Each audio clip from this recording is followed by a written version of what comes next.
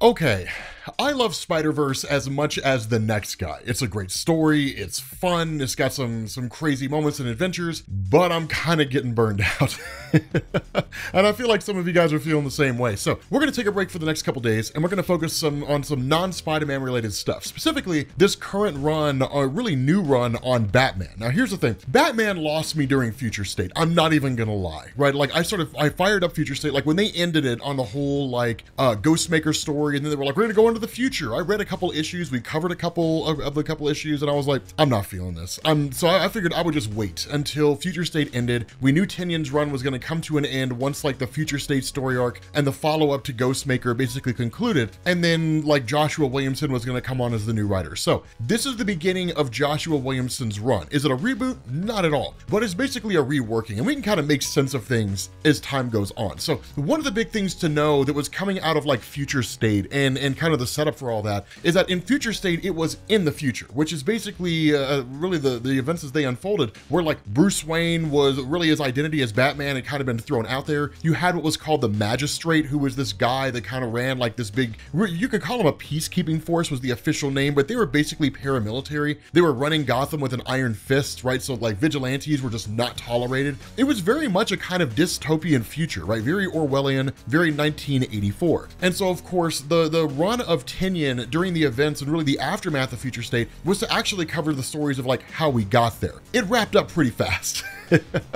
Ghostmaker's still around, like he's still there, and in fact he actually took Clown Hunter from the Joker War story. If you guys remember him, that young kid that was a vigilante that was like killing people who were dressing up as the Joker, Ghostmaker took him and then basically went to go train him, and Batman's still here in Gotham City. And so really, and it's kind of the cool thing about Tynion's run, it sort of just kind of picks up after like everything, right? And he kind of references everything, right? It, doesn't really give it to us on the nose, but we can even kind of trace this back to like the New 52 and the Court of Owls, right? But like essentially Gotham's been through a lot over the course of the last few years.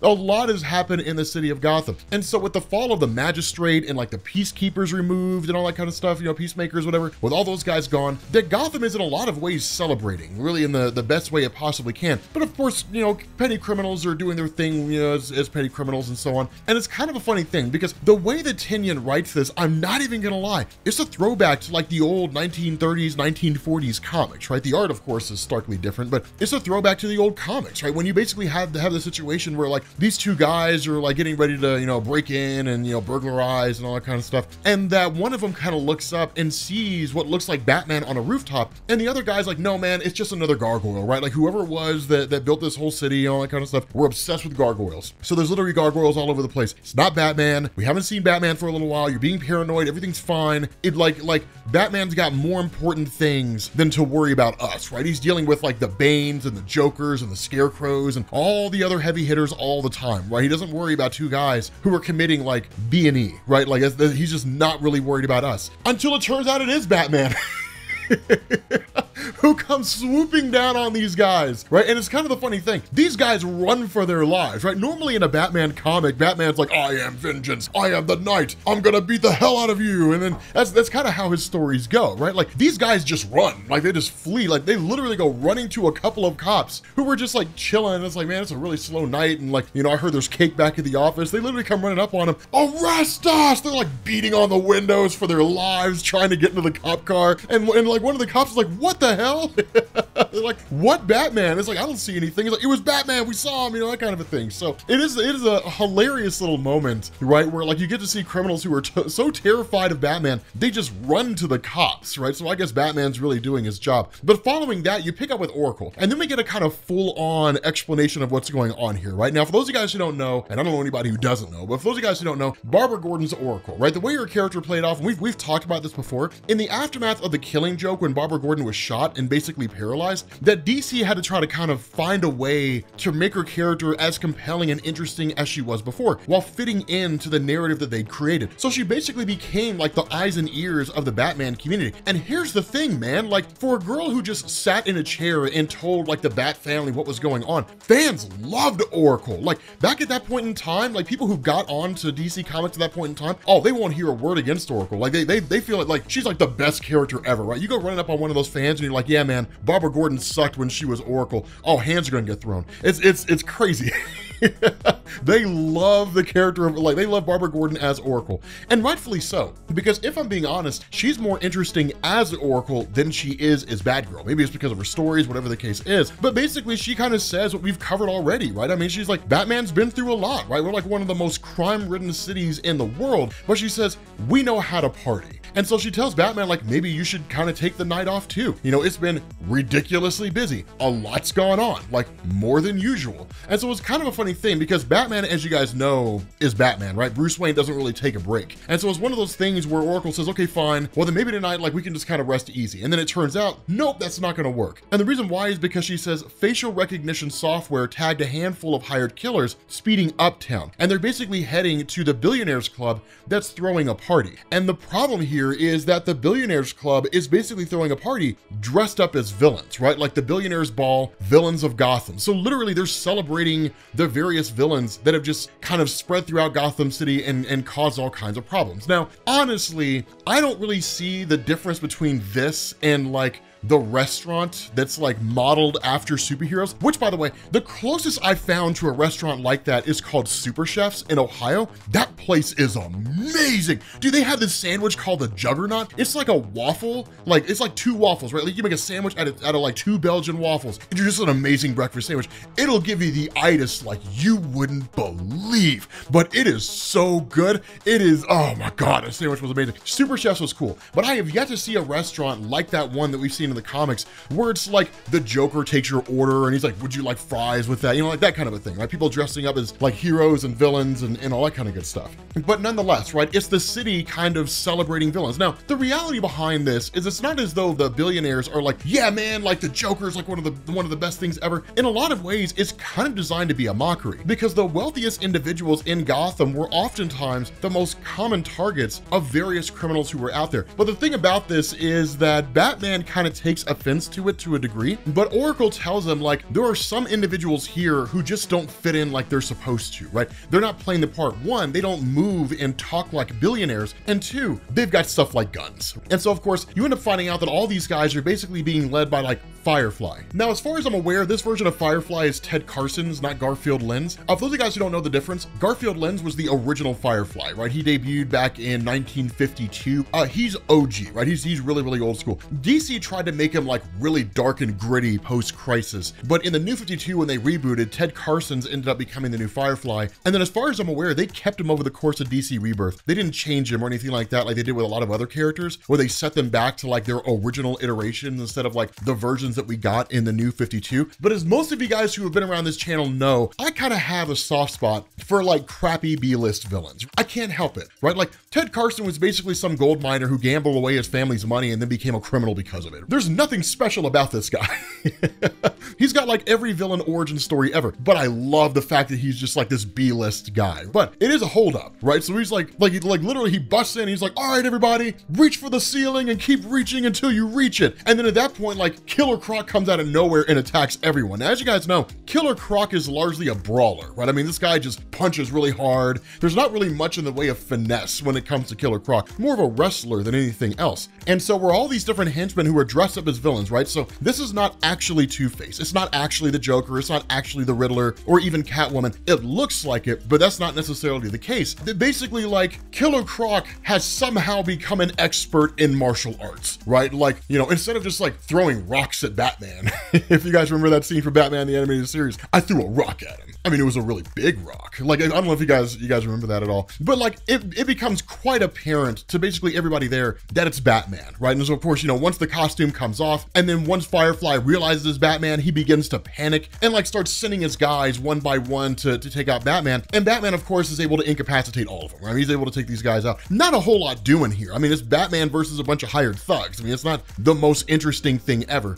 But once all these guys are taken care of and everything's handled, suddenly it turns into hero worship, right? Everybody's just like, yeah, Batman, this is amazing. And it's one of those things, it's easy to miss here, but it's one of those things, Batman's not really used to being celebrated. Even before the events of like the Magistrate and the Peacekeepers and all that kind of stuff, back when it was like the New 52 or like Court of Owls or something like that, Batman was one of those concepts where the city of Gotham tolerated him, but didn't necessarily celebrate him, right? Because in a lot of ways, the people of Gotham Gotham saw the rise of villains like the Joker is really a kind of direct result of Batman's actions, right? Like in The Dark Knight, it's like he pushed them until they turned to a man they didn't fully understand. And then as a result of that, just all hell broke loose. And so the perceptions of a lot of people in the city of Gotham is that Batman actually made the city worse, right? Before Batman, it was you had to worry about getting robbed in Crime Alley. Now that Batman's here, you got to worry about the Joker flooding the whole city with toxin and killing like 1,000 people, right? I mean, you had to worry about that kind of stuff on a daily basis. And so where he is met by all these people who are celebrating him. A little girl shows up dressed as that one chick that DC tried to make into the new Harley Quinn and nobody cared about, so they just confined her to a backup story that nobody read. I can't remember her name, and it doesn't matter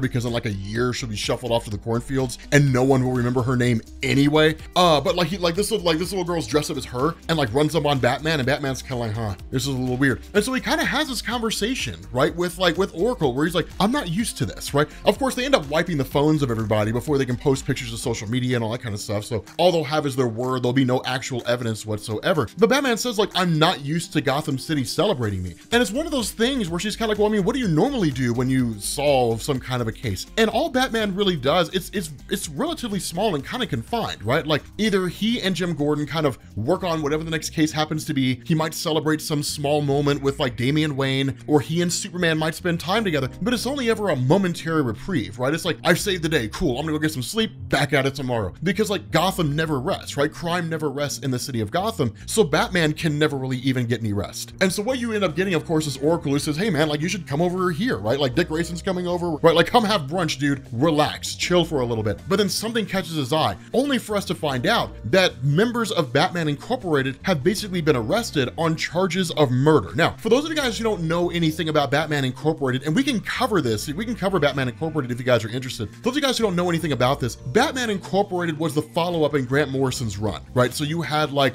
Grant Morrison's Batman story, you had like Final Crisis, Batman thrown back in time, and you know, it was the Return of Bruce Wayne storyline where he had to like find his way back to the present day and all that kind of stuff. Batman Incorporated was a story which was phenomenal, and it was basically written as a way where Batman essentially created a worldwide Batman organization, right? Like you basically had the Batman family, right? So like people who were modeled after the Batman character in different countries. And you even see that here, right? Like Batman of China, different things along those lines. But it was basically an attempt to expand the roster out and kind of solve a lot of the world's problems in some of the most corrupted and crime-ridden places. And so the result of this is that in more recent years, especially following Joker War, when Bruce Wayne basically lost his fortune, he doesn't really have the money to essentially fund Batman Incorporated anymore. So it all ended up kind of falling to the wayside, right? Like it essentially disbanded, and he never kept track of them, which is kind of a funny thing for Williamson to mention because in a lot of ways, neither did DC.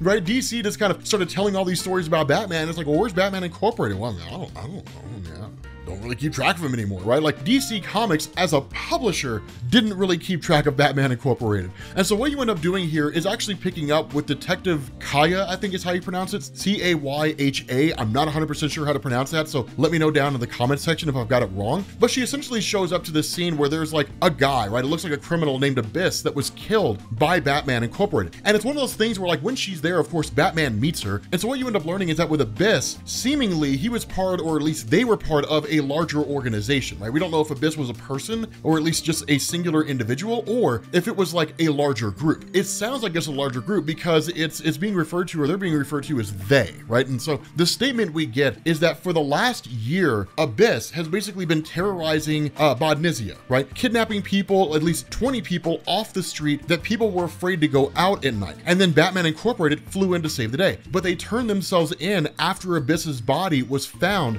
by their detectives. And so just given the overall crime scene, right? Given the overall depiction of this, the response of Batman is, no, they're not being framed. They actually did it, right? Like they killed Abyss. And Detective Kaya is kind of surprised by this. She's like, you can tell this just by the crime scene. And Batman's like, I mean, at the end of the day, like they were all heroes. So the question is, what turned them into killers? That's what I really care about. You know, I don't really care about answering your question that I can figure this all out so fast. Like I want to know what led to them becoming killers. Like something had to have happened. They were all influenced by Batman, yes, and they were all bankrolled by Bruce Wayne. That's true. But the reality of this is these guys were heroes, right? They were part of like the club of heroes that basically teamed up from time to time, but then they disbanded and Batman stopped keeping track of them, right? So once they stopped becoming Batman Incorporated, they kind of became their own group and then split. And so it's one of the funny things where, you know, Detective Kaya's like, yeah, like they were funded by that rich guy, you know, and then when Batman's like, yeah, Bruce Wayne, you know, he no longer funds, you know, no longer has the money to support their mission. She's like, no.